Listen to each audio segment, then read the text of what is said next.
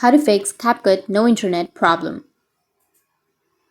So if you want to fix CapCut no internet problem, then the first thing you can do is you need to search for a VPN. So if you already have a VPN, then you just need simply go and turn on the VPN. After turning on the VPN or after connecting to a VPN, then you can open up your CapCut and it might fix your problem.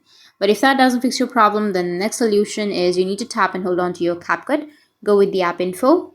Under the app info, you need to go with storage and cache, and you can go with clear cache. After clearing your cache, your problem might be fixed. If that still doesn't fix your problem, then you need to make sure that you've updated your CapCut application. To check that, you need to open up your Play Store, make sure that you have a stable internet connection, and after that, go with your search. And under search, you need to search for CapCut. After searching, if you have any updates, you need to tap on update, update your CapCut, and after updating, restart your device, and your problem will be fixed. That's how you can fix your CapCut no internet problem. And if you have any questions, feel free to comment below. Thanks for watching.